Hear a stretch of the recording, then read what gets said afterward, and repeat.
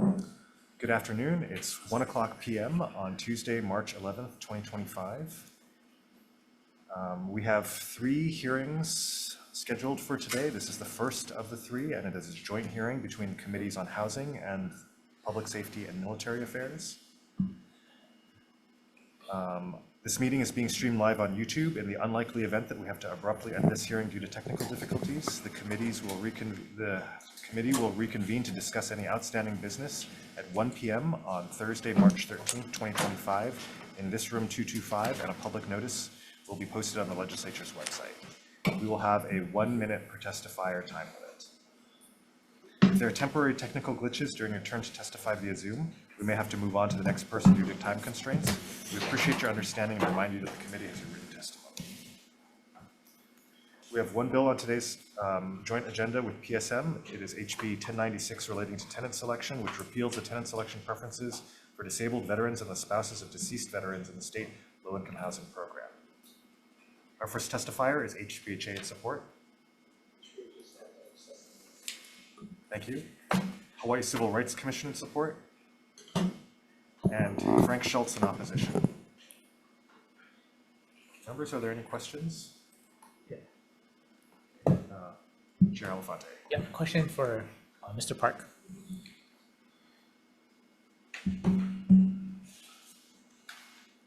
Good afternoon, Chair. Ben Park, Hawaii Public Housing Authority. Yeah, thank you, Mr. Park. I know this is an administration bill. Can you describe why it's needed? This would repeal statute. And is there funding available? Because the concern I have is if we were to repeal it and give HPHA the flexibility, will you have funding, and how sure will you guarantee what is covered in statute now will be done through admin rules? Sure, thank you.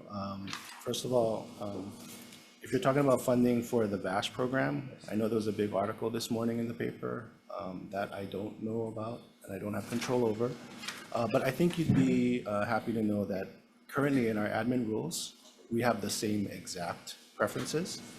So even if it takes 6 to 8 months to amend them, if we're going to change it to just homelessness or involuntarily displaced or victims of domestic violence, we could still keep it in there because it's going to take about a year before we change anything, and they're already there. Thank you, Chair. Thank you. I have some follow-up questions. So, how many veterans currently enter public housing annually due to this statute? Not due to the statute. We do have veterans that do enter public housing, but they don't specifically cite this preference. I don't think I've seen, or I asked our IT guys to check, that for the past 5 years, no one's claimed the preference of this veteran's preference for state public housing. So shouldn't it be incumbent on you then to try to inform eligible veterans that they could apply through this preference program? Yes, you're absolutely right. But we also have the wait list closed right now. So the next time we open it, we'll be sure to incorporate some kind of publication. If we're going to take away a preference for disabled veterans and spouses of deceased veterans, I feel like we need to meet some threshold of public interest.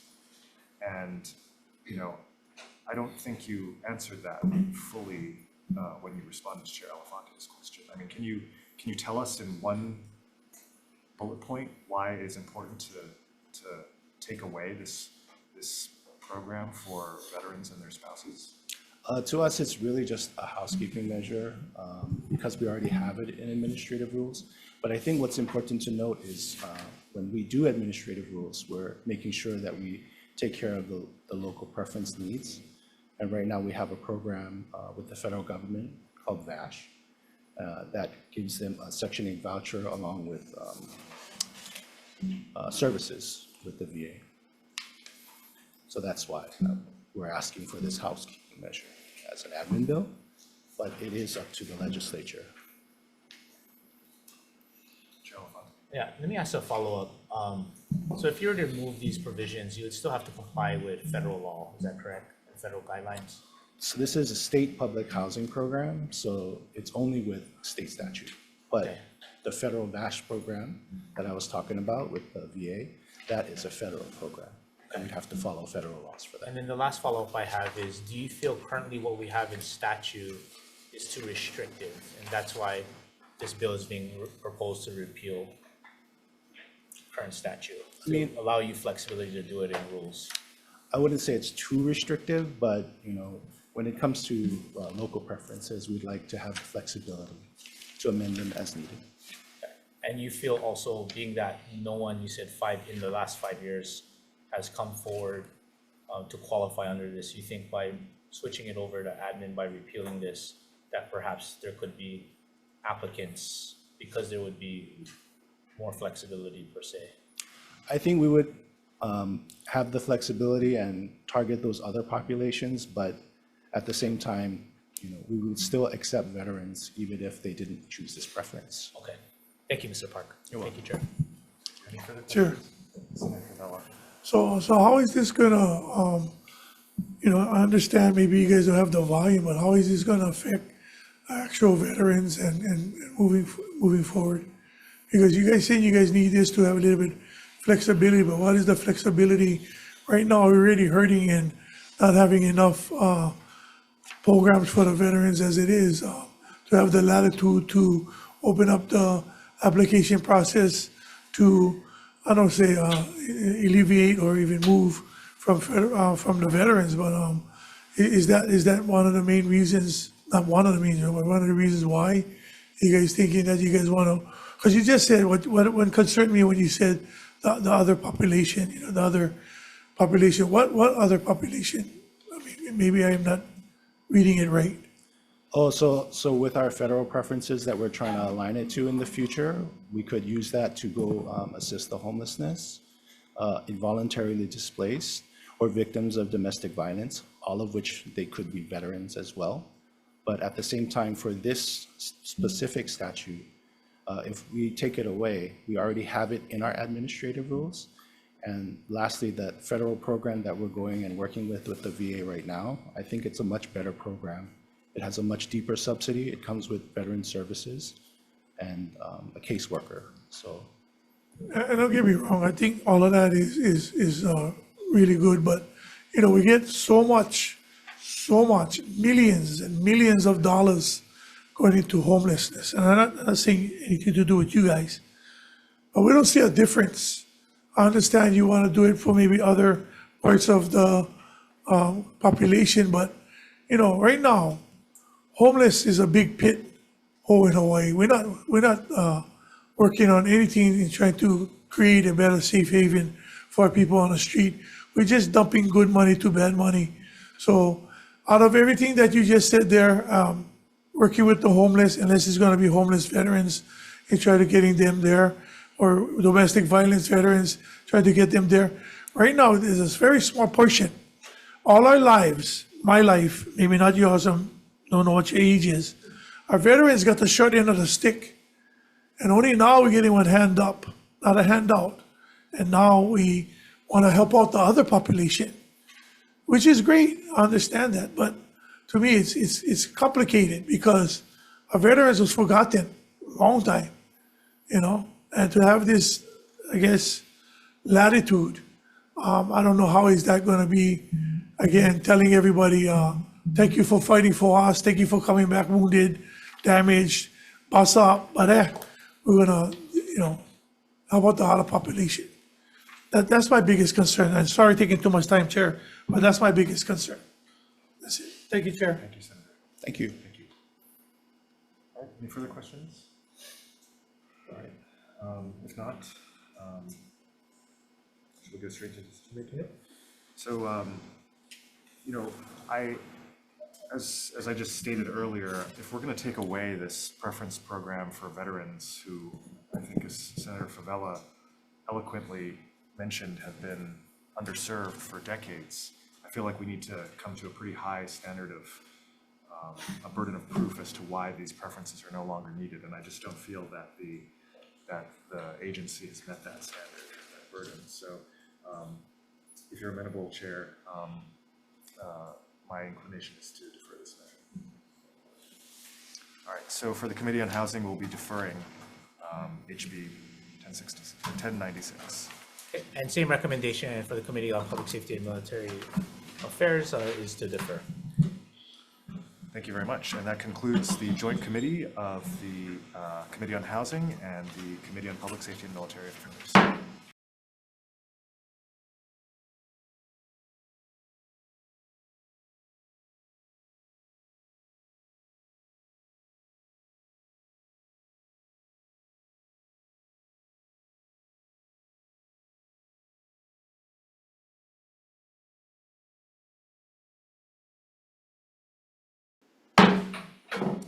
Welcome back. We are now on the 1:05 p.m. agenda of the Committee on Housing as well as the Committee on Hawaiian Affairs. And the first two bills are Hawaiian, so take it away, Chair. Okay, thank you, Chair. First measure on the agenda is House Bill 576, House Draft 2. I'd like to remind people that we have a 2-minute time limit for our testimony. First testifier, Dean Minakami, in person. Dean, are you in the room? Good afternoon, Chair, Vice Chair, Dean Minakami, HOU-PSM Corporation, present my testimony. Okay, thank you. Next, we have Department of Hawaiian Homelands. Katie. Aloha, King Lambert, on behalf of HOU-PSM for the Department of Hawaiian Homelands, will stand in our written testimony part available. Okay, thank you. Is there anybody else in the room who'd like to testify on this matter? All right, seeing none. Questions from any of the senators? This is the HHFDC. 576. Yeah, I have a question. Okay.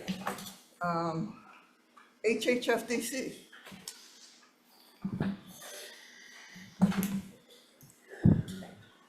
So how much monies right now are going to DHHL developments? I'm not sure off the top of my head, but they apply for low-income housing tax credit projects, so they receive rental house revolving fund loans, private activity bonds, and LIHTC credits. You don't know how much? I can get that information for you. Okay, so if we're gonna remove the restrictions, and I apologize for being late, I get stopped along the way, people wanna talk to me. So, if we remove the restrictions, are we getting any monies back? I mean, there's my still- understanding, the reason for the HHFDC monies is because the legislator has determined that we need some affordable housing monies. And we have given Hawaiian Homeland 600 million 2 years ago. Well, really, that year was almost $1 billion because we also gave money for Stadium Bolodrome, and we also settled that wait list for over $300 million. So I'm concerned that that the developers who go into HHFDC and we remove those restrictions, they see it as a loophole to get around the restrictions. No, And we're only gonna be benefiting, I hate to say it, the beneficiaries of Hawaiian Homelands and not what the legislator wants, the rest of the people. I understand your concern, but DHHO and the developers must still pay back HHFDC any funds that were borrowed, that they're required to. So this exemption is only for basically for sale projects where DHHL, they have rent to own. Turf?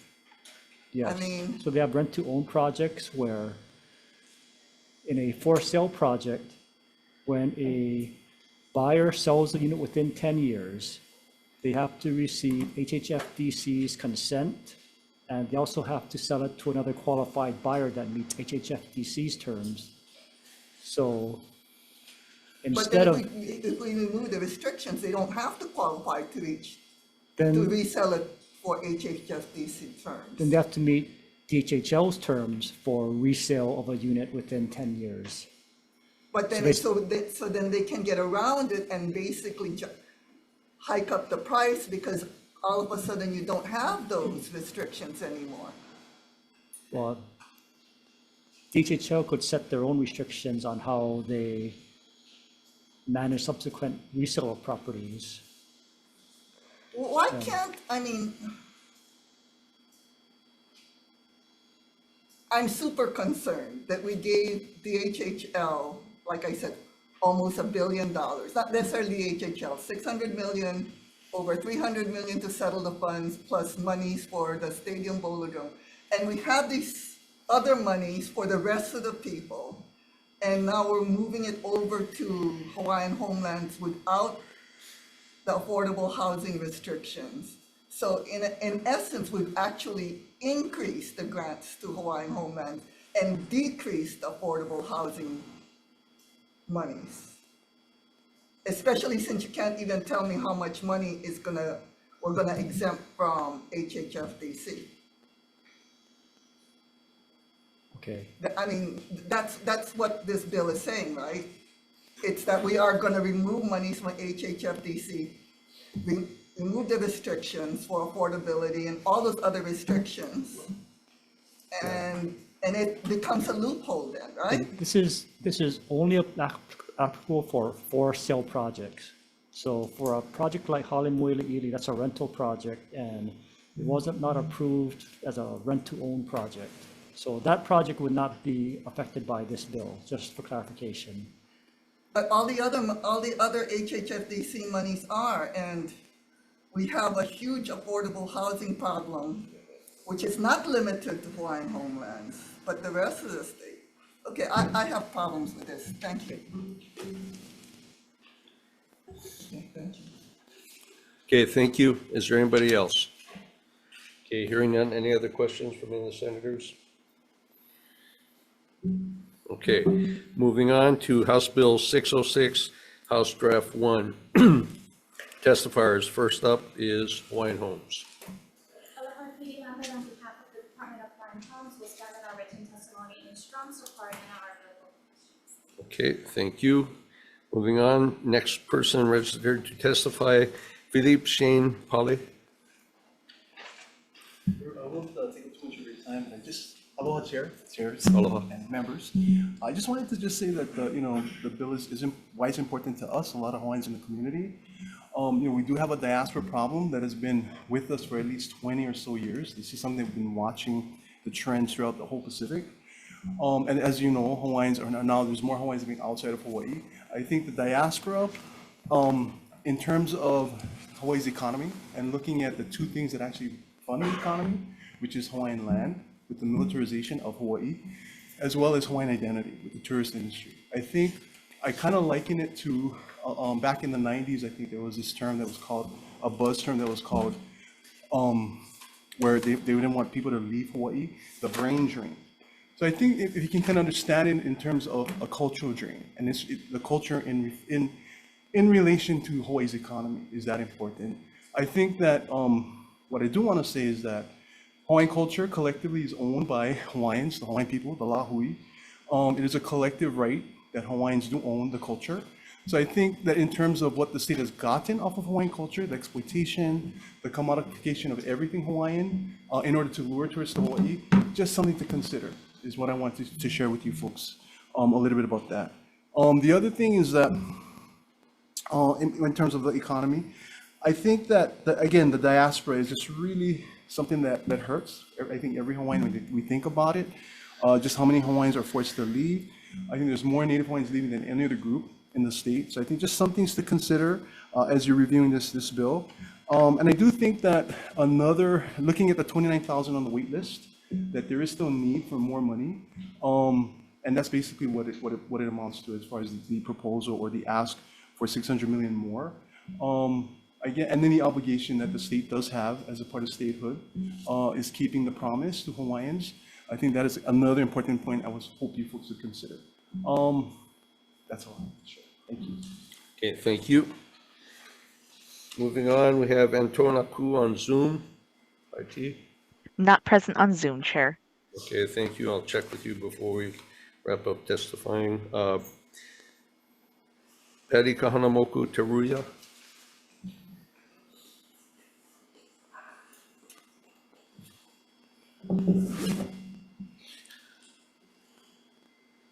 My glasses. Aloha. My name is Patty Kanamokuteria, beneficiary of Hawaiian Homestead and a former Department of Hawaiian Homes Commissioner. Served from July 2019 to 2023. You all have my testimonies. I did email you this with attachments, and I hope that you had the opportunity to read my testimony with the attachments. It's very important towards my testimony. I'm here not supporting Senate Bill HB 606 CD1, keeping the department and I wanted to let the Senate Hawaiian Affairs Committee is because the department, I'm going to summarize because I know I have certain times, but are not accountable. And in 2022, I wanted to explain as a commissioner, we worked really diligently with institutional staff that was there for years. We worked on a strategic plan 2022 and implemented under the Act 279 in 2022 and in accordance to Hawaii Revised Statute 9316. And we delivered that to Chair Kochi and Senate President House members December 6th of 2022. During that time, there are from 2022 to future, there are so many deviations towards the strategic plan and changes, and this is a red light that you all should take a look at, the deviations of projects that are deleted, projects that are inputted, and this is $600 million, as Senator mentioned, and this is truly important. Where is our money going? Have you had have thick briefing of what projects are going on and what projects were deleted during this time? Please understand, during this time of 2022, when some of us left the commission, you have all new commissioners. They're not familiar with Act 279. You heard that in committee from the appointment of Mr. Kalapa, Commissioner Lesua. So that is a really red flag to know this. It is so important that we are responsible and accountable for where is our money going and what kind of projects that are done and are completed.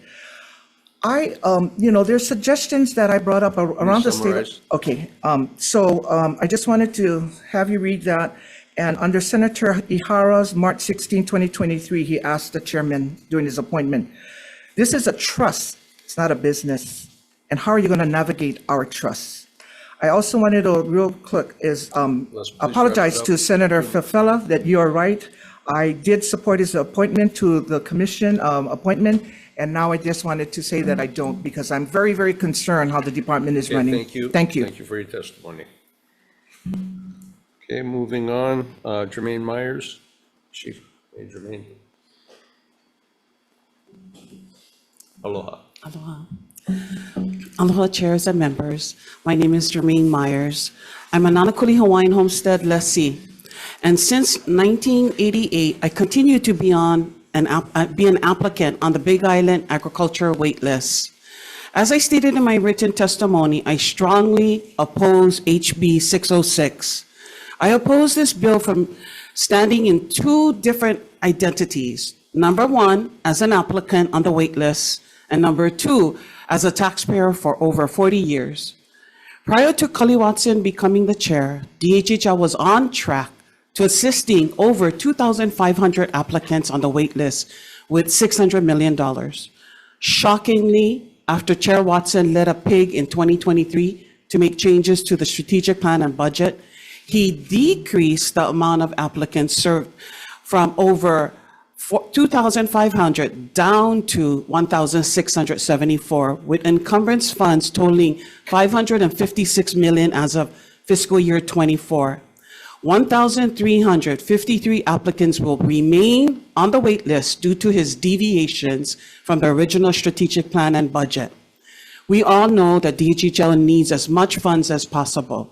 Yet Chair Watson allows the use of our lands at below market value. Recently as January, RPs under Chair Watson are paying $1 to $3 per month per acre to occupy and live on thousands of acres of DHHL lands on Oahu.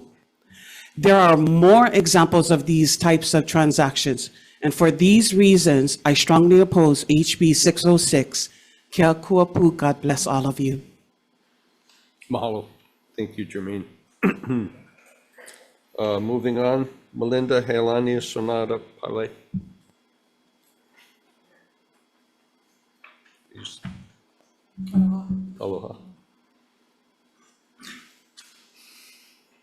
Okay. Aloha, Chair Chang, Chair Richards, Vice Chair Hashimoto, Vice Chair Sam Buenaventura, and honorable members of the committee.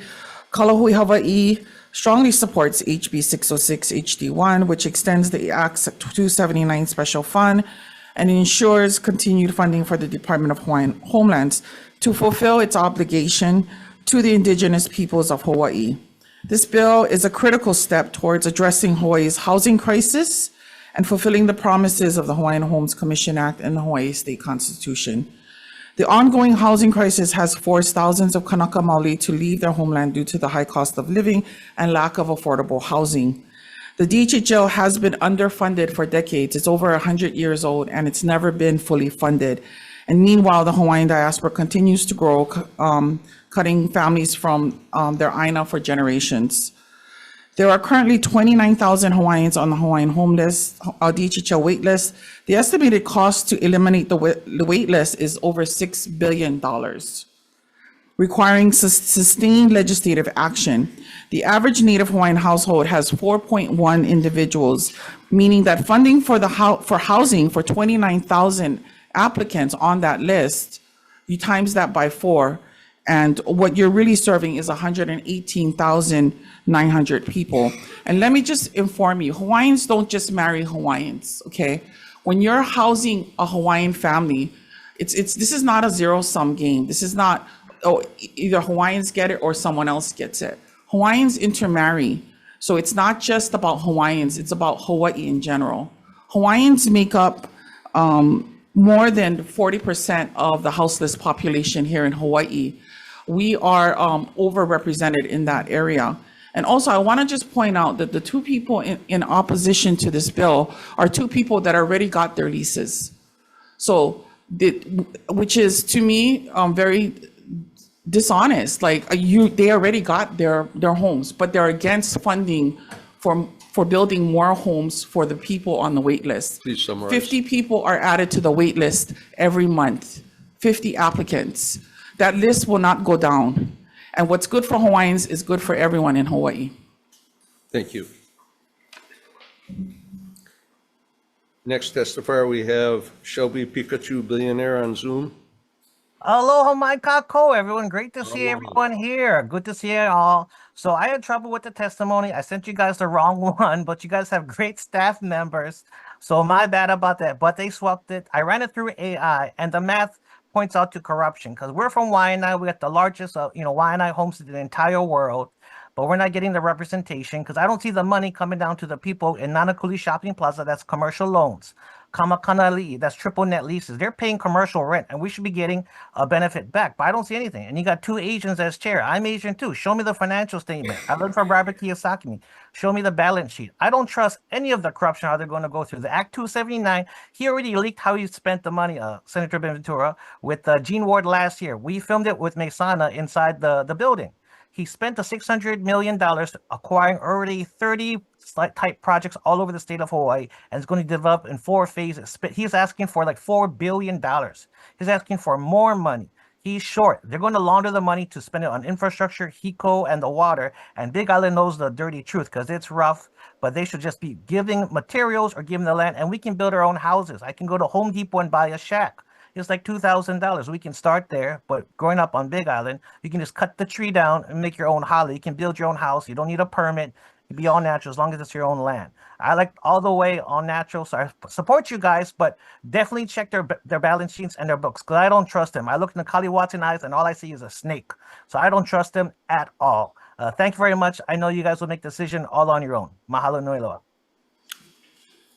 Thank you. Okay, IT, did Mr. Aku come on?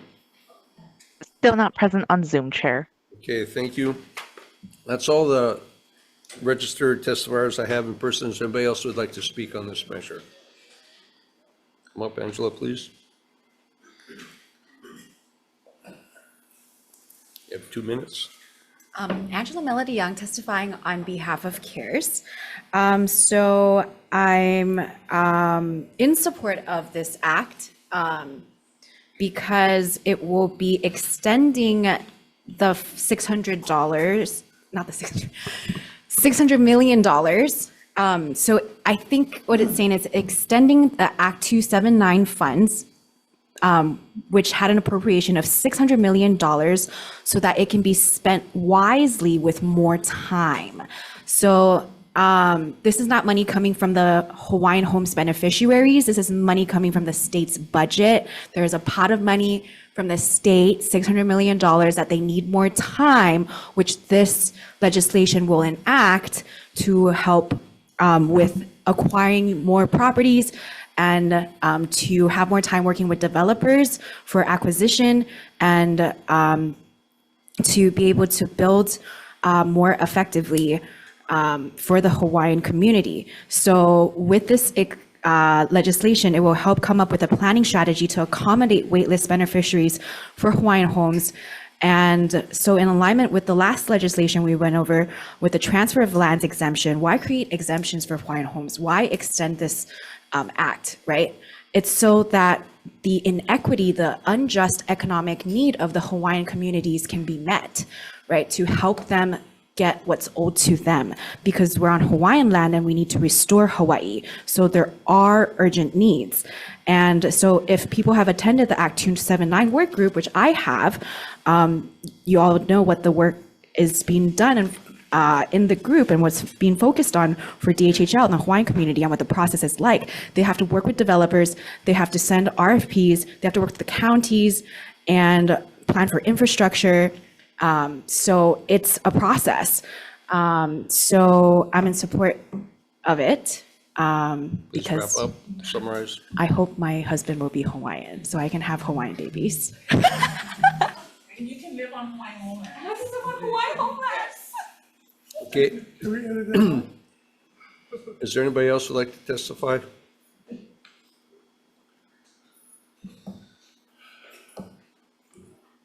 Aloha gang, my name is Kuilan Suza Atualeval.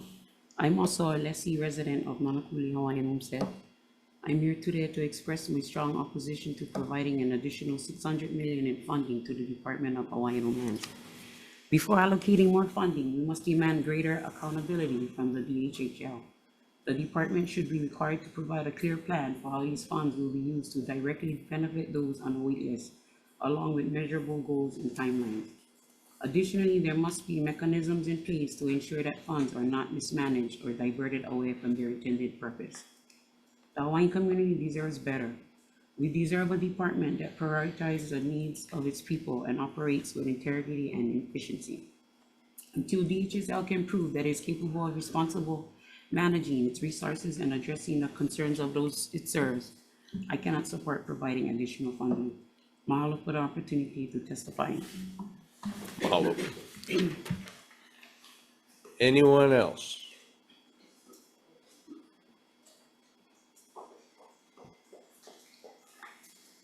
Aloha committee, my name is Mizana Aldiger and I'm a waitlister since 1985. And I'm in opposition of this bill. And I just thank the people behind me that speaks on my behalf on every single DHHL meeting, every opportunity they can to protect people like me who didn't realize they had a voice. You know, I have 9 siblings and they're all on the wait list and we all still waiting. So I just pray that, that this situation with housing for the Hawaiians, just give them their land, allow them to build their own if it's such a problem with the money. All we want is our property, our land. With that, thank you for letting me share. Thank you. Last call. Okay, seeing none, one check with IT. Did Mr. Aku show up? Still not present on Zoom, Chair. Okay, thank you. Now senators, open up for questions. DHHL. Senator DeCourt. Thank you. Katie, thank you so much for being here. This bill has blanked out appropriations. How much is the department asking for? The original bill suggested another 600 million. That was a number that actually came from, as I understand it, I apologize if I'm wrong, but I believe that bill was actually came from the community and introduced by the bill introducer as basically a number because DHHL had been able to show that it could meet the first test, which was the initial $600 million. Now, if you're asking me how much do we actually need to insert into the bill, that I cannot answer here. If we need to talk about a lower amount or a more quote unquote realistic amount, especially with everything else going on in the budgeting season, I think the point remains though that DHHL has proven that it can meet really amazing goals with the first 600 million. And in order to keep up that momentum of what Chair Watson has been doing, if there is the ability to give us more to continue the work that we started, we would appreciate that. Okay, so since you brought up the first 600 million, how many Hawaiians were awarded leases from the first 600 million? Not projected, not hopefully, not visions or goals. How many Hawaiians were awarded leases with the first $600 million that was appropriated in 2022? You folks have had 3 years. How many Hawaiians were awarded leases? If I'm not mistaken, the number that we provided in the annual report to the legislature, which is attached to our testimony, indicated that there were 185 waitlist applicants who were awarded leases. Yeah, well, thank you for bringing that up also. So in fiscal year 20, your reporting that was not filed, but it was submitted in your testimony, states that $363 million, which was encumbered, and expenditures equates to 185 projected applicants on the wait list. Therefore, the year prior, fiscal year 23, $193 million of encumbrances and expenditures equated to 1,489 lessees. So according to your reports, you're saying that with a combination of $600 million, your projection is that 1,600 Hawaiians will be awarded leases. So this is according to your report? Is this your report? It is, and if I'm not mistaken, that is reflective of what we had done up to a certain point. And because you had asked me to not project. So if we're actually projecting into this year, 2025, and I apologize for not having the exact numbers, but we are about to offer lease awards in the Kapolei area, and that is going to be 700 leases.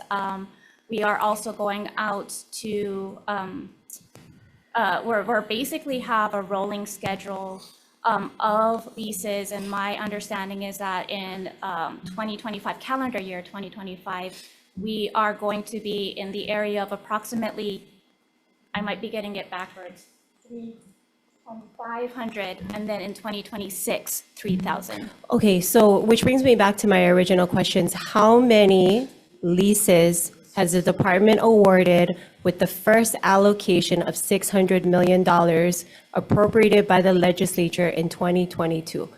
How many actual leases were given to Hawaiians?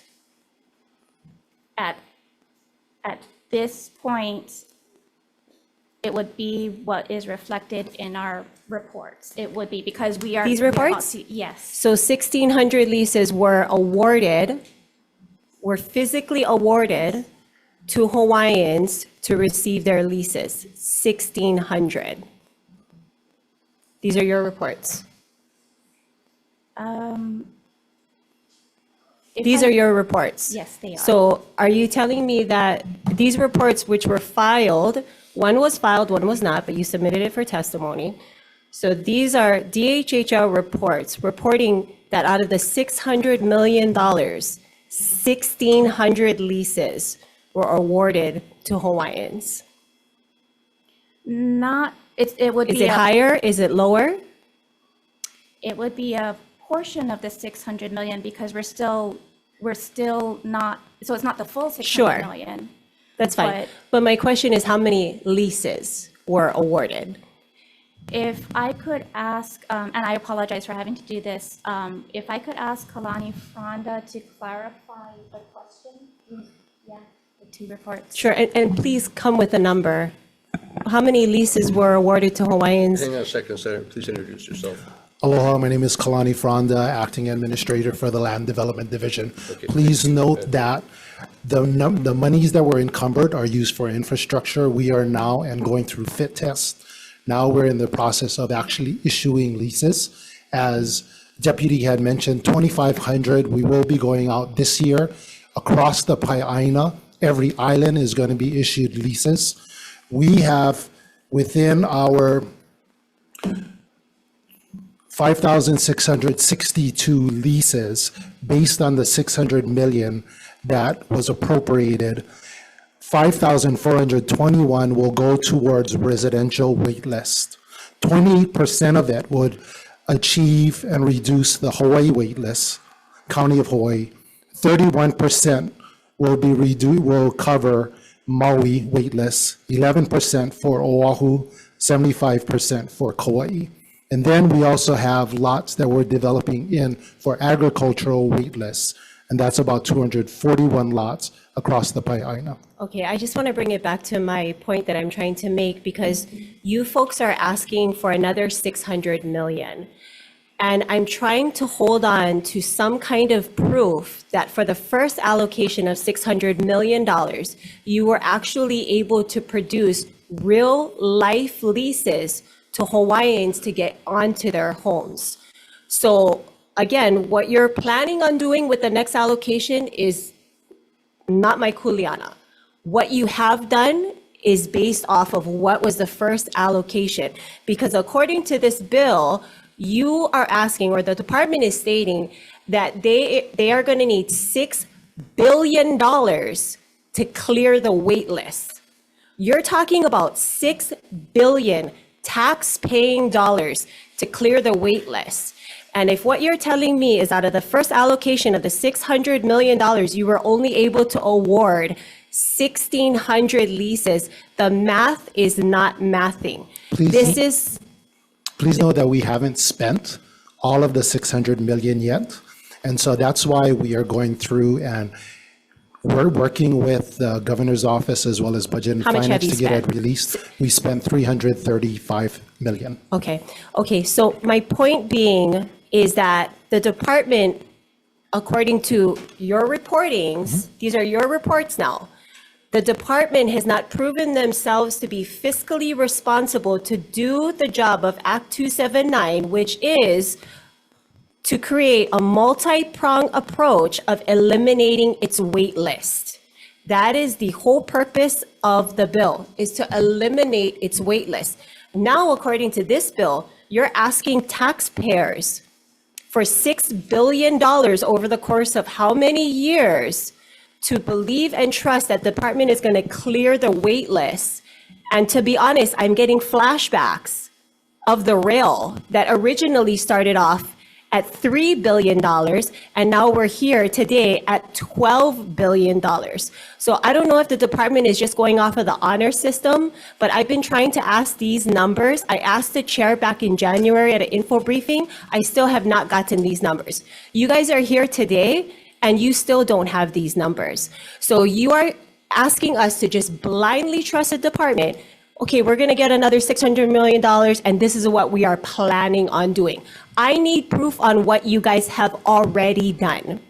And so the point that I am making is that the department has not proven itself to be credible, reliable, and responsible on taxpayer money to give Hawaiians their leases so that they can afford to stay here in Hawaii and live on the land. So that's the point that I wanted to make, Chair. Thank you very much. It doesn't sound like you guys have answers, and I'm very disappointed to see that your chair is not here, considering this is the largest bill of the department, and I would assume the most important. And the fact that he is not here in person just goes to show that maybe he's not taking this seriously. Thank you, Chair. Thank you. Senator Hashimoto. All right, so I guess I'm a little bit confused. So what is this? What is the 363 million? So we had encumbered monies to do to be able to start on some of our development agreements. We have another 129.1 million that is in that lapse fixed category, and we are planning to encumber the remainder of it. Well, as I had mentioned, part of the monies that we encumbered at the, Sure. Back. All right, so you said that, okay, why is the 363 so low? Because if you're saying it's 363 plus 129, that doesn't add up to 600. so it's roughly about 554 million that we spent on projects. And then we have programs that we've been using it for. Some of it is for revolving loan funds. Some of it is for loans that will go to, made for our beneficiaries. And that's roughly about 45 mil. So if you total everything, it should be about 554 million specifically for projects that will develop lots as well as have developers doing the verticals. Okay, and that's fine. I think the 45 sounds about right. So where are you with the 129? Because that, in theory, is what we got to be focusing on right now. Correct. Because that is going to lapse at the end of this fiscal year. I think when I saw you in WHAM in the info briefing, there was, you said you had projects in mind, but where are we? Because the bottom line is we need to understand, do we actually need to extend 279 or not? Because if you feel like you're going to encumber the 129, we can kill the bill today, right? Because you're going to use the money. And if we don't need to give you any more money through the 279. So I know that you had extended it to fiscal year 26. That's right. And we are looking to expend it. We have some monies that need to be spent in fiscal year 26. I believe roughly about 70, I think it was 79 million. 79 million that we were going to spend in 26. But for the remainder of it, we're getting. Why is it in 26? There are some technicalities that we needed to push out from a budget standpoint. But as far as everything else. Because I know you guys are trying to play around with the money. Oh, no, you're trying to, you're trying to take projects on Maui and move it around. And so I don't know if that's factoring into it. No, it's not. It is because that was your strategic plan that you presented to us that you are changing now. And I think that's what's bothering me as well. I've expressed this to the chair that he should not move that money because he's moving it into areas that it shouldn't be going into because it's harder projects. So when you tell me that you can't figure out how to encumber the rest of 129, I get very concerned because you shouldn't be, there's a strategic plan, we should be following the strategic plan and you should be able to encumber the 129 expeditiously. So if you need more time, that's a little bit concerning on the 129. And we shouldn't even be talking about the next 600 million if you can't even figure out what to do with the remaining 129. There are some technicalities in regards to the special fund. Okay, well, so you better figure that out and get me a good explanation. We are. Because I've been tracking this the whole time, so I know where you guys are at. So we have, and things aren't adding up. We have all of our Maui projects that we are going to complete. And so based upon what we've noted, we have about, hold on real quick. Okay, so I'm going to go back to if you cannot figure out what to do with the 129, that is very concerning. There is no we know sense exactly of what we're going to do confidence. with it. Okay, so exactly what is it? You have 76 or 79 that you have to wait for 26. Where is the rest going then? So the rest is going to go towards Kona and Laiopua. It's going to go towards Leali'i and Maui. We have projects. When are you getting those under contract? So the RFQ has been awarded already. We're just working on the release of funds with budget and finance. And then we will do that before the fiscal year is over. Okay, so you don't need this bill then? We do need it. Why? Because we will finish approximately, based on the 600 million, we will be completing roughly about 50% of the projects that we had identified with Act 279. Okay. Like fully completed. So you're talking about more than the 129 now, or are you talking about just the 129? Just the 129. Okay, so with the 129 and what we've encumbered already, majority of our projects in Maui is going to be completed, and then we have another area of Oahu that we're working on, both in Kapolei as well as in East Oahu. And then we have quite a bit that's happening on West Hawaii.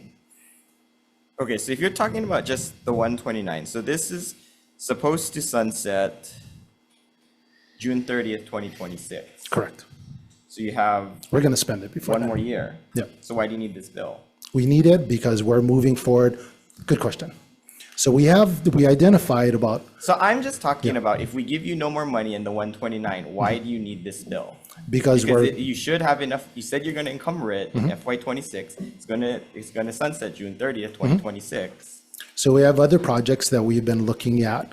Both in Lalomilo, we had an issue with the UXO. So we're looking at finishing that area.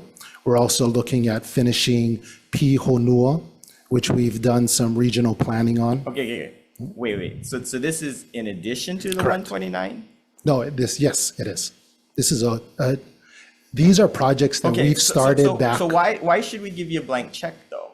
If you want that, we should give you a direct appropriation. So at least you can appropriate all those specifically so we know where the projects are going. So really, so you're talking about you want additional projects to give you a blank check to do whatever you want. We have identified No, projects. just yes or no. Is that what you want out of this bill? It's not a blank check. It is a blank check because we have no check. And every time we look at what you're trying to do, you change it on us. So it is a blank check. So in other words, if we just want to expend the 129, you're good. That's what I want to know. We are good with, as I mentioned, we can finish. Talking about Act 279, if we give you the 129, let it go, and you can expend the rest of the money through June 30th, 2026, you should be good, right? You'll expend the 129 without us having to extend and do anything. Correct. Okay, and then if you want any additional monies, that's a whole different conversation. Correct. And I don't think that should be even the topic of this discussion in this bill, because we need to vet out what are those projects that you exactly want, because my fear is that you're going to continue going down this path of starting projects that aren't fully thought out and fully funded, and then we're going to be on the hook into the future, which is, I think that's fine, but I think what you need to prove to us is that you can get these projects done, the 24 plus projects that you already have on the books. Correct. We need to see people move in, get those completed, and show us that you can get these done, because how can you do 24 projects at once? That is crazy. We have quite a bit of developers. crazy. We have I'm quite a telling bit you. of developers that are partnering with us across the Pai'aina. HHFDC can't even do 24 projects at once. So I want to make sure that you can at least get these milestones done. I'm your biggest supporter. I want you to succeed, but it has to make sense in my mind, right? You have to deliver. And we'll make People sure are that counting on you to deliver. And we'll make sure that you're also invited to our awards that are happening. And we have, as mentioned, we have orientation that's happening this Saturday in Kona. We're looking at about 360 leases that we're going to be issuing out. I understand. You do good work. It's just I get worried that you have to make sure that you have a handle on all the projects moving forward. And then the way that you're moving forward, it's a little scary, because I think at a certain point you got to have control over the project. Yes. Right. And so I think Chair, I think after this line of questioning, I'm not sure we actually need this bill. I think they have their big milestone is until June 30th, 2026, to expend $129 million. And that's their milestone. If they can do that, then we know that there's a next phase of money that we potentially should look at. But until you spend that 129, I'm very, very uncomfortable to even consider giving you more money. So anyway, thank you, Chair. Okay, thank you. Other senators, any questions? Sure. Go ahead, Senator So Favela. is this bill just for the extension of the first 600 million? Is this the extension to, you guys use the funds? My understanding is that this was kind of like a part two. So I think what was happening, and I could be misunderstanding it, but I thought it was, there would be the 600 million, the 100, basically the balance was put into the special fund that was created under Act 125. And so now this bill would give us an additional amount. And so that's why when the question was being asked about the original 600 million, when we're being asked to just say what we've already done, there's a difference between the original 600 million that needs to account for the fact of the awards that are coming up in 25, because that's part of the initial 600 million. My understanding of this bill is that we would then it would encapsulate what we've done up to a point, and then there's additional money for additional projects that are outside of what the department has presented basically in the housing working groups and in the House WAM. Is that Correct. correct? Yes. Just a follow-up, with everything being said, and I, you know, Senator from Maui, I understand the frustration of the community and how the money keep diverting in the area. And that was one of the reasons why I didn't support both of the DHHL's appointment. And I told Kali this on the trust factor that we gotta have. In this building, we don't. And that's the reason why I went the way I went. But what's so concerning for me is that we're having right now in this room that hurts my feelings and hurt my heart to see Hawaiians going against Hawaiians, the have Hawaiians and the have not Hawaiians. This was never a bill to have that division. It shouldn't have come to that, should not have been here today. That's not Pono, because regardless if somebody has and the other person have not, doesn't mean it shouldn't happen or should happen. It should, because the beneficiaries deserve it. Our people should not, and you guys all know in this square building, I never was for leases, to just give them the land, let them build like our good friend Pikachu talk about, because that's the Pono way to do it. Let them build their own, but still put parameters. Still hit the 100-year. You cannot sell them. You cannot give them away. You still got to follow the rules, what Prince Kuhio wanted for us. But again, what hurt me the most is just listening to the testimony. And you guys know I can give it as just as much as I can take it. But today I was just disappointed, because the only people that are losing right now is the Hawaiians. Thank you, Chair. Okay, thank you. Senators, any other questions? Okay, hearing none, thank you. Thank you. Hawaiian Homes. Thank you, Chair. Okay, moving on, I'm going to turn the meeting over to Chair Chang for the third measure on this agenda. Our third and final measure today is HB 1408, HD1, relating to the Department of Hawaiian Homelands. It allows DHHL to utilize the dwelling unit revolving fund as collateral when the department acts as an eligible borrower for a loan agreement under Section 184A of the Housing and Community Development Act of 1992 as amended, and appropriates funds. Our first testifier is HHFDC in support. Send my testimony in support. Thank you. Followed by DHHL with comments. Katie Lambert, on behalf of the Department of Hawaiian Homelands, will stand in our written testimony available for questions. Thank you. And then we have the Ohana Unity Party and Kingdom of Hawaiian Islands in support. That's me. I'm here. Pikachu's back. So I sent you guys the wrong testimony on this one again. I ran through the bill. I emailed you guys while I was talking to you on the last bill. And so when I ran it through the AI, it actually says to give ironclad caution, because they're worried about corruption with the DERF and all the other fancy terms they use. You definitely get it in your guys' email. But like you guys all said with Senator Courts and everyone's testimonial, I don't trust them from the beginning, because if you don't audit them, like I would summon Doge, Elon Musk to audit the list and DHHL, because according to some of the people, like even Patty Toria in the room, their parents are still on the waiting list and they went to heaven already. So you got dead people on the list, and DHHL is still using those federal numbers because it goes up to like 29,000. Last year was 28,000. The number's getting bigger, and we're not getting the results down. For 336 million, you only took 185 people. That's terrible. I can build 185 houses with 336 million. That's pretty easy with container homes or doing some things. So to me, it doesn't make sense, and I definitely don't trust the numbers or their math, and they're all moving around with their hands trying to answer your questions like they're all squirrely. So I trust your guys' judgment. You will do the right decision, because I don't trust DHHL. I trust, they're supposed to have trust in the trust, but I don't trust them at all. So thank you. Mahalo nuelo. Thank you. Is there anyone else wishing to testify on House Bill 1408? Okay. Members, are there any questions? Yes. Senator Senglin. Dean. I don't understand this. I don't, why does DHHL need the DERF funds as collateral? Why can't they just use the lands that they already have as collateral like every other mortgagee? Yeah, this is a requirement of the HUD program, so good question. is they want to use the same financing structure as Halemoili'ili, where they were able to secure a lower interest rate to finance the project by using the HUD program. But the HUD program requires collateral for their loan. So in the Halemoili'ili case, they use a rental housing revolving fund loan as collateral.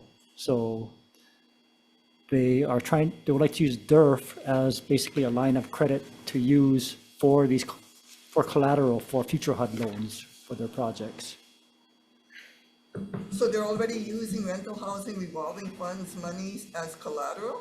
Yes. So now you want to allow them to use DERF monies as They collateral? were using the same funds that they were going to use for construction, but instead they used the HUD program and used the RHRF loans as collateral instead. So they already had an award for RHRF. They just changed the financing structure to get the lower interest rate. So the DERF funds that you're gonna allow for collateral are funds that's gonna be awarded to Hawaiian Homelands anyway, or developers are gonna use for Hawaiian Homelands? My understanding is that the legislature would appropriate funds into DERF specifically for this purpose. Have And we already done that? no, that's what this bill is for. If we don't do that, and this bill passes, then they're gonna be able to use the DERF funds that's there, even though it's not allocated to them? They could apply similar to Halemoili'ili for rental housing revolving fund. That would probably be the better route to go rather than DERF. Okay, so shouldn't we wait until we allocate some monies first before we allow them to use it as collateral? Well, I mean, this was a DHHL bill, so it wasn't our request. Okay, because I think it's premature, so thank you. Quick question. So Dean, just to make clear then, so does this take away from other projects then, if we do this? That's what I'm concerned about. To the extent that the funds could go to other uses, then yes, it would. Okay, thank you. Any further questions? Oh, sorry. Senator Favela. Can you call him back? You come back? Sorry. So what this senator just said earlier, taking away from other funds, probably can answer this question because maybe I gotta bring DHHL up. Is this gonna leverage anything for them to expedite putting more homesteaders on the land and getting on property? Generally, it provides a lower cost financing for DHHL, so it would allow them to use their funds basically to go further. They would have fewer financing costs. Okay, thank you, Chair. Further questions, members? Okay. So that brings us to the end of the agenda. We'll take a recess before going into decision making.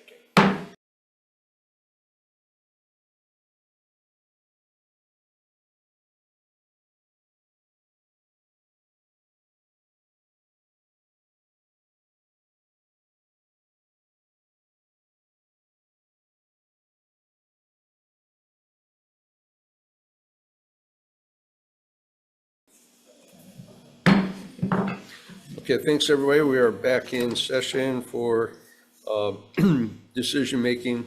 But to that end, first of all, on House Bill 576, it's the recommendation of the chair that we are going to defer decision-making until next Tuesday, 3/18 at 1 p.m. in room 224. And for the Committee on Housing, we'll be deferring decision-making until Tuesday, March 18th at 1 p.m. in this room 225.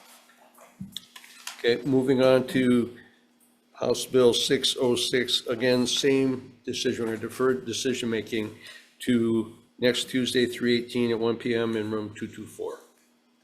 And for the Committee on Housing, we'll be deferring decision-making until Tuesday, March 18 at 1 p.m. in this room 225. And for the Committee on Housing. And for the final bill, HB 1408, for the Committee on Housing, we'll be deferring decision-making until Tuesday, March 18th, 1 p.m. in this room 225. And for Committee on Hawaiian Affairs, same will be deferring decision-making till next Tuesday, 3/18 at 1 PM in room 224. And just as a quick comment, appreciate the engagement of everybody here. The talk story is very important, and you can see what we were talking about going forward. It stimulated a lot of conversation, and we as senators appreciate the interaction with us. So thank you, Senator. Thank you so much. There being no further business on the Joint Committee on Housing and Hawaiian Affairs 105 agenda, it is now adjourned.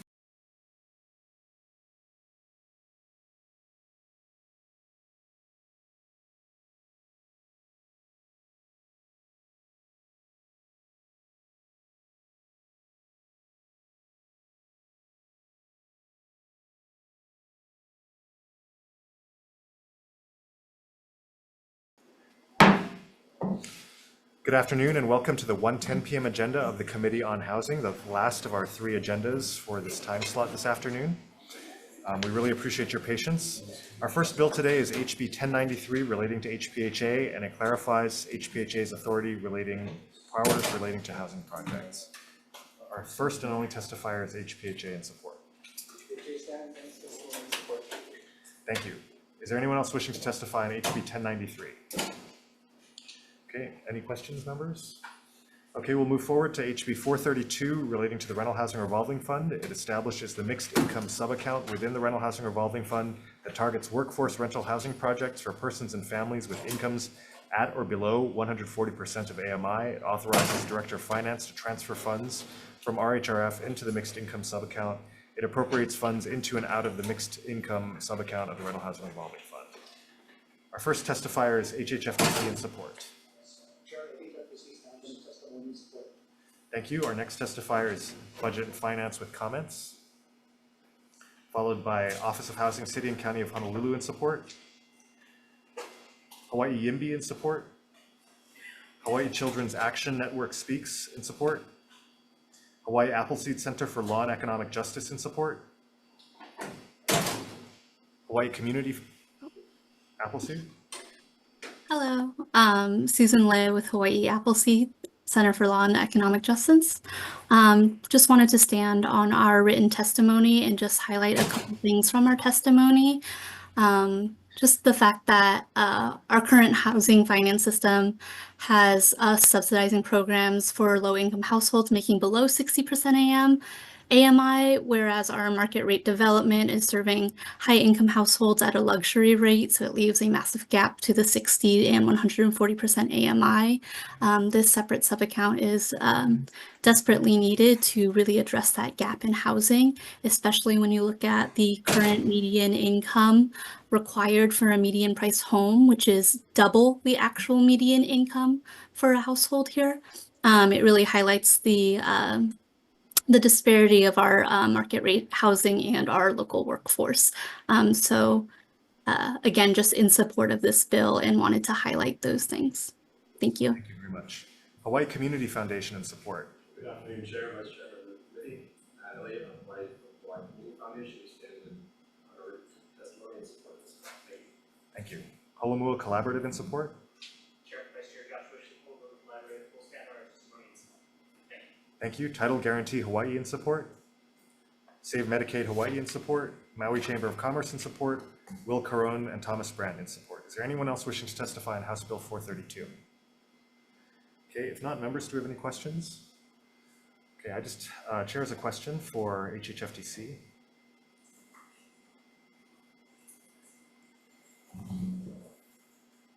Yes, Chair.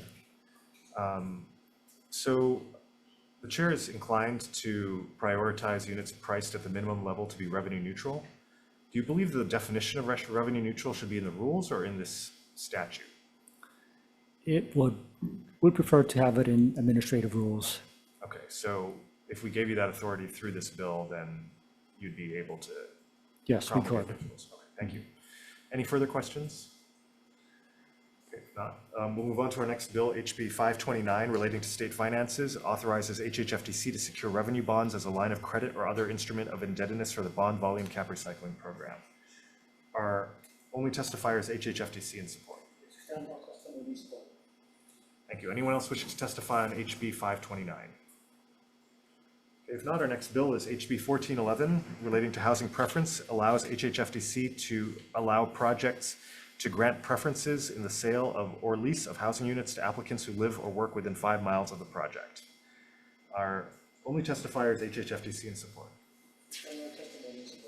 Is there anyone else wishing to testify on HB 1411? Any questions, members? Okay, our next bill is HB 740, relating to housing. It establishes the accessory dwelling unit financing and deed restriction program to allocate funds to the counties to provide grants to eligible homeowners or buyers to finance construction costs, development costs, and non-reoccurring closing costs associated with construction of an accessory dwelling unit and purchase deed restrictions on such property. Our first testifier is HHFDC in support, followed by Office of Hawaiian Affairs in support, Department of Taxation with comments, Maui County Council in support, Office of Housing, City and County of Honolulu in support, County of Hawaii Office of Housing and Community Development in support, Appleseed Center for Law and Economic Justice in support. Oh, hello. Hi there, Susan Lea again with Hawaii Appleseed. Just wanted to stand on our written testimony in support and again highlight a couple things from our testimony. Again, this program is especially needed because it's dedicating our housing supply for our local workers, and it protects these houses from our current housing market with the rising property values. And just again to highlight, only 20% of residents here can afford to purchase a median home. And again, the median income required to afford such home is double the median income. Again, a lot of this is protecting our current housing stock and the development of ADUs, where people who buy from outside Hawaii tend to have higher incomes and bid higher prices and drive up competition, where we've seen 46.6% higher than purchases that are higher than the average local purchase. So that's just driving the increase in our housing market. Our next testifier, Hawaii Yimby in support, Housing Hawaii's Future in support. Aloha, Chair, Vice Chair, Senator Aloha, Prayers, and Housing Hawaii's Future. We stand in support of this measure. Thank you. Thank you. Hawaii Children's Action Network speaks in support.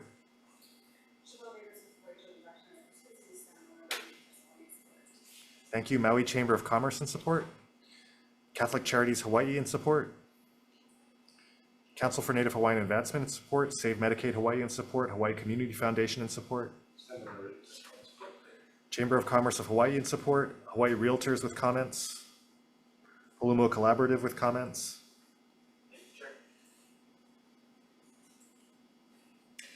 Chair, Vice Chair, committee members, Josh Wish with Holumo Collaborative. I'll be brief. We included this as part of our 2025 policy agenda because, like the next bill, the Kama'aina Homes Program, we think deed restrictions like this can be a good part of the solution. We recognize, though, that at this point in session, it's entirely possible you'd only advance one of the bills, and so that's why we submitted comments on this, noting that if you choose one vehicle to advance, we think that the next bill on the agenda, 739, would actually be the one we would recommend. It still allows for construction of ADUs. In fact, with amendments we submitted, we would even prioritize them. With that, I will stand on my comments for 740, and I'll say more on 739. Thank you very much, Chair. Thank you. Tax Foundation of Hawaii with comments. Thank you, Chair, Vice Chair, members of the committee. Tom Yamachika for Tax Foundation. We'll stand our written comments and be available for questions. Thank you. And several individuals, Glenn Kagamita, Ellen Godby Carson, Will Carone, Thomas Brandt, Leigh Fisher, Mai Hall, all in support. Is there anyone else wishing to testify on HB 740?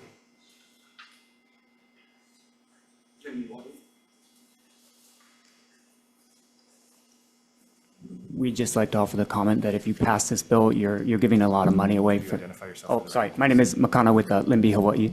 We're just offering comments that if you pass this bill as written, you're giving away an awful lot of funds and just basically crossing your fingers and hoping that you get affordability in return. So we'd recommend language that either moderates the rents or sets some sort of income limits on the renters or some such. Thank you very much. Thank you. Is there anyone else wishing to testify on HB 740? Okay, if not, do we have any questions, members? Okay, if not, we'll move next to HB 739, relating to housing, establishes the Kama'aina Homes Program to provide funding to the counties to purchase voluntary deed restrictions from eligible homeowners or home buyers. First testifier, and I'll just be reading those who have signed up to testify either in person or on Zoom to save time. HHFDC in support. State Council on Developmental Disabilities in support. Department of Taxation with comments. AARP Hawaii in support. Appleseed Center for Law and Economic Justice in support. Hi, Susan Lay again with Hawaii Appleseed. Just wanted to say we support this bill and stand on our written testimony. With everything I had mentioned for the previous bill on HB 740, we believe HB 739 is again another solution for housing, especially considering that this bill really preserves our current housing stock, and that's incredibly important for areas, especially that have restricted infrastructure expansion. So the need to protect our current stock is important, and as well, like what Josh Wish from Holomu Collective said, this bill also prioritizes ADU construction, and that is especially needed because it provides a versatile housing options for our families, including smaller, affordable starter homes, nearby residences for kapuna, and independent spaces for family that are struggling with overcrowding. Thank you. Hawaii Community Foundation in support. Thank you, Chair, Vice Chair, member of the committee. Matt Elliott again from Hawaii Community Foundation. We're in support of this bill and just wanted to explain briefly why we think this has so much value. This is our preferred bill on the deed restriction concept. We've been working on the HOU-Maui initiative for a while now, and our thought process here is that if we can do the things that HOU-Maui initiative is focused on, which is bring homes to market at a lower price because we prioritized infrastructure and work to focus on some deregulations that will drive down those costs, and at the same time we can educate and empower families to be ready to enter the housing market and make these purchases, then what we have to do is make sure that it's a level playing field and give local families the best possible chance to be able to get into these homes. And we believe a deed restriction program can do that by increasing the inventory in perpetuity. That's what's really important about this bill. In perpetuity, those new homes come to market and they have a chance to land in local families' homes because they have a better chance to use that money for a down payment or in some other way to keep that cost at a point where we're not getting outside investors or second homes, people buying these as second homes. So that's why we support this bill. We're happy to answer questions. Thank you. Hawaii Children's Action Network speaks in support. Holomu Collaborative in support. Oh, sorry, go ahead. Aloha, Chair, Vice Chair, members of the committee. I'm Chevelle Davis with Hawaii Children's Action Network. And I just want to share that Native Hawaiians and Pacific Islanders are overrepresented in the houseless population, including our keiki. And, you know, for kids to thrive and be healthy and to be able to learn, they need to have adequate, stable, and secure housing. Also to previous comments from the previous hearings with the joint hearing, you know, there are a lot of Kanaka here that don't meet the blood quantum, myself included. My family included. I'm the oldest of 6 children. We all don't meet blood quantum, so we can't get housing. 2 of my siblings have left because they don't see a way forward on how they can possibly afford to raise a family here. And so, you know, it's really difficult when more and more of our families are moving away and our families are separated because of the lack of affordable housing. So I just really want to express my support for this bill. Mahalo. Thank you. Holomu Collaborative in support. Again, Chair, Vice Chair, committee members, Josh Wish with Holomu Collaborative. Just note briefly why this is our preferred mechanism at this point. They're both deed restriction bills, but we are recommending that you would move this one for a few reasons. One, it's a constitutional way to protect housing for local families. It would help stabilize the local housing group as we are trying to also build more housing. I'd also note that it's also not just the government granting money, giving away money. Rather, the government is actually buying a contractual asset in the form of a deed restriction that has value, appreciates over time, and can be sold in the future if needed. And it's an efficient use of government funds because the money compounds over time the longer the homes are in the program, whether that's for building an ADU, cesspool conversion, or something else. I'll just briefly note, we do have a few recommended amendments in the bill to provide some guidelines. One is for the counties to not provide more than 5% of the assessed value of the home unless you're using it to build an ADU, in which case you get 8%, which prioritizes the ADUs, which would also be subject to the deed restriction. And we'd also further recommend that if the county sells the deed restriction, the money would come back to the state unless it recirculates it within about 12 months. Thanks very much. I'm here for any questions. Housing Hawaii's future and support. Chair, Vice Chair, we stand on our testimony in support of all. Thank you. Hawaii State Association of Counties in support. Limby Hawaii with comments. Hello, everyone. My name is Makana, speaking on behalf of Limby Hawaii. We support the principle of deed restrictions and the purchase of such on existing property as a means to secure affordable housing in perpetuity. However, we believe this bill has substantial defects in achieving its stated aim. So this bill preamble states that it takes its example from Vail and Deed, and that the Vail and Deed program has, I quote, since 2018 resulted in the establishment of over 1,000 deed-restricted residences for local working residents, end quote. This is false, and we think emblematic of the level of research and thought that went into crafting this bill. While Vail does have over 1,000 deed-restricted units, only 165 of those are from the Vail and Deed program. The vast majority, 700 of those units, were brought in via inclusionary zoning and public housing projects between 2000 and 2017 and have far more stringent requirements than this bill outlines. Fundamentally, this bill fails what we call the does what it says on the tin test. This claims to be about supporting Kama'aina with affordable housing, but mirroring in Vail's Indeed program is not a great way to get there. So nearly half of title property owners no longer in the Vail Indeed program no longer live in Vail or own multiple residents in Vail. Only 30% of Vail Indeed units are owner occupied, and in surveyed rental units, prices were as much as 50% higher than the county median for 1 bedroom, 38% higher for 2 bedrooms, and 55% higher for 3 bedrooms. In light of these facts, we believe the bill should be retitled to bailing out local owners, Airbnb, or local Airbnb owners, now that your units are a legal act. Senator Chang, I know you are tired of Hawaii spending millions on affordable housing and getting little in return for our LIHT and RFF programs. Tax Foundation of Hawaii with comments. Thank you, Chair, Vice Chair, members of the committee. Tom Yamachika from Tax Foundation. We'll stand on our written testimony. Thank you. Hawaii Realtors with comments. Sam Dorios in support.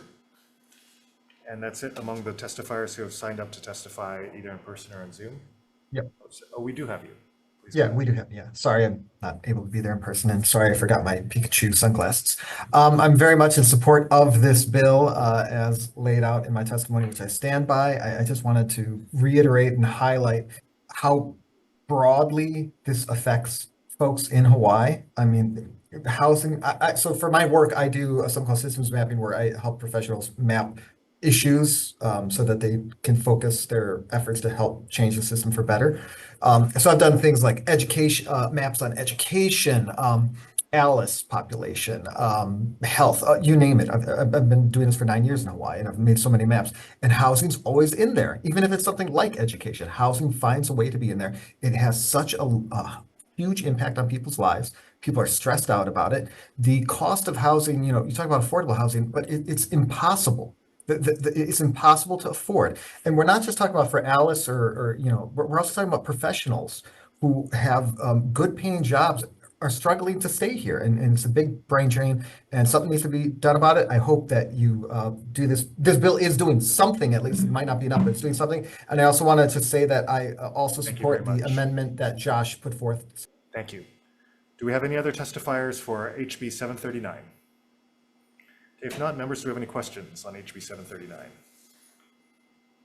Okay, if not, we'll move to our last bill on the agenda, which is HB 367, relating to building permits, which allows for county permit exemptions for certain kinds of activities, including maintenance activities, installing group use structures, and interior remodeling work when located outside a special management area.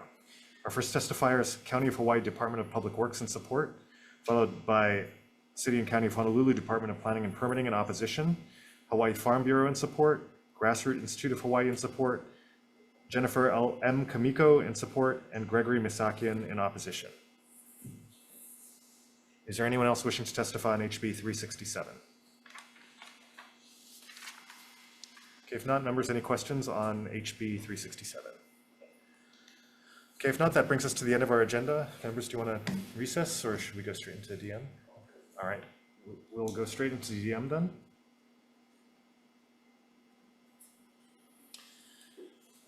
So for House Bill 1093 relating to HPHA, the chair's recommendation will be to pass this measure with amendments, and the amendments will be to further defect the date. Members, any questions or discussion?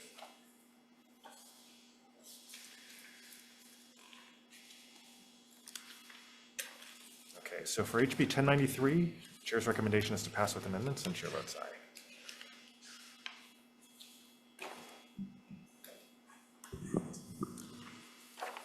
Recommendation of the chair for HB 1093 is to pass with amendments. Chair votes aye, vice chair votes aye. Senator Aquino is excused. Senator Kanuha. Aye. Senator Favela is excused. Chair recommendation is adopted. Thank you. Our next bill is HB 432 relating to the Rental Housing Revolving Fund. Chair's recommendation will be to pass this measure with amendments.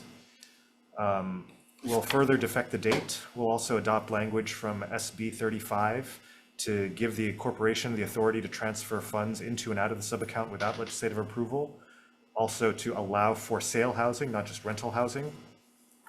To replace criterion 3 on page 6, line 14 to 16, to give priority to projects requiring the least state funding per unit and the shortest loan term. We want to allow funds to be used for any type of housing financing, including but not limited to loans, equity investments, and credit enhancement. Integrate perpetual affordability language from paragraph 2. Emergency has been reported in this building. Please cease operations and leave the building utilizing the nearest exit or fire exit stairway. Do not use elevators. Repeat, do not use elevators. All right, we're going to go into recess.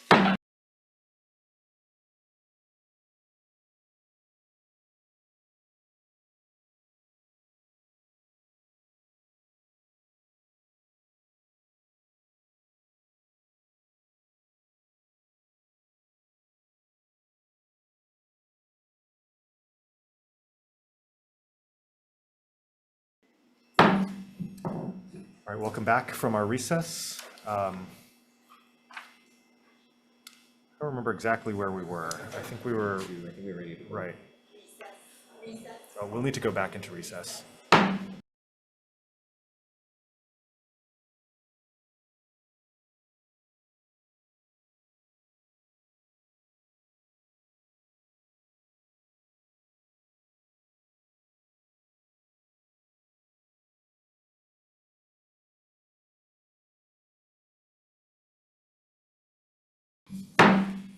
Thank you for your patience. We're back from our recess. I'll continue reading the recommendation for HB 432. So we would allow the funds to be used for any type of housing financing, including but not limited to loans, equity investments, and credit enhancement.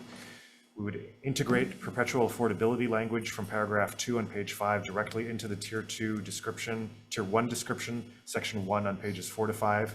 Remove the 140% AMI income restrictions, but require that all housing be exclusively for qualified residents as defined by HRS 201H-38. Remove the preference for nonprofit projects over government projects, but prioritize both nonprofit and government projects over for-profit projects. Prioritize units to be priced at the minimum level necessary to be revenue neutral as defined by rules. Delete that are listed in descending order of priority on page 6, lines 8 to 9. Insert on page 7, line 19, the corporation may adopt rules to prioritize renters or buyers who meet income requirements, members of the workforce, government employees, or other populations as the corporation may deem in the public interest, provided that the units may be offered to all qualified residents as defined in HRS 201H-32 if insufficient renters or buyers from prioritized groups are found after a marketing period to be determined by the corporation. HRS 201H-32. Not 38. Make conforming amendments to the rest of HRS 201H and to insert a blank appropriation for the Mayor Right redevelopment from the Rental Housing Revolving Fund. In addition, in the committee report, we'll note the funding request of $75 million per year of the biennium for this mixed income subaccount, and also the funding request of $56 million for the Mayor Right redevelopment. Members, do you have any questions or discussion? Out of tier 1, right, Mayor Right?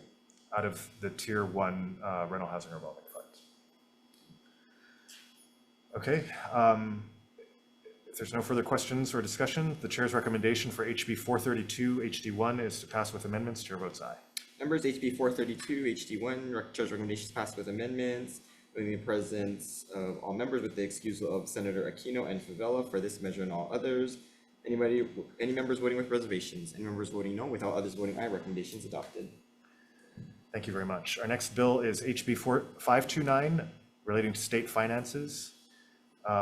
Chair's recommendation will be to pass this measure with amendments to further defect the date. Any questions or discussion?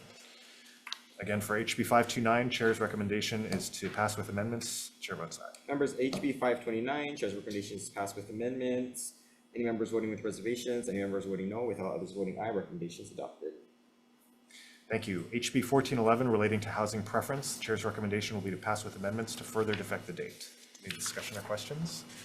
Okay, so if not, HB 1411, Chair's recommendation is to pass with amendments. Chair votes aye. Members, HB 1411, Chair's recommendation is passed with amendments. Any members voting with reservations? Any members voting no? With all others voting aye, recommendations adopted.